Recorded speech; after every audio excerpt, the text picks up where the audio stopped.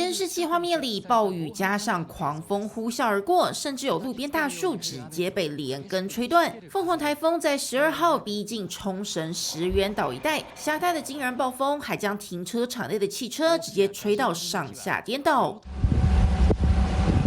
甚至在距离台湾仅有200多公里的小冰岛，还被捕捉到刮起龙卷风的瞬間，令当地居民心惊胆跳。階段の下にある自転車とか結構止められてる。とにかくすごい音で飛行機がなんかこの辺飛んでるみたいにうわーっていうびっくりしました。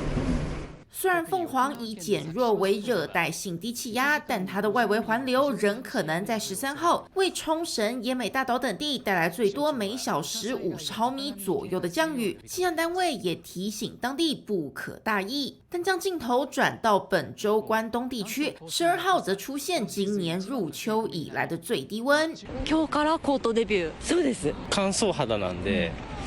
結構手とか赤切れとかかかとも割れ始めたんで、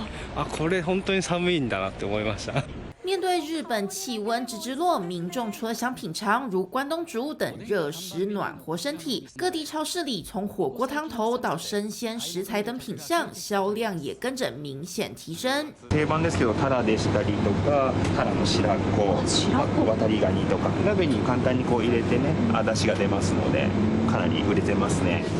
18度を下回ってくるとやっぱり肌寒いな、温かいもの食べたいなっていう心理が働くので、他にもねメニューは充実してるんですけど、やっぱり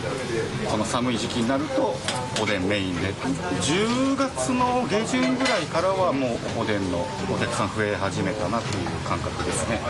气象单位则预告，由于冷空气持续笼罩，13号从关东的东京、茨城到长野等地，最低气温恐降至5至9度左右，民众也得留意剧烈温差影响健康。民视新闻吴路景综合报道。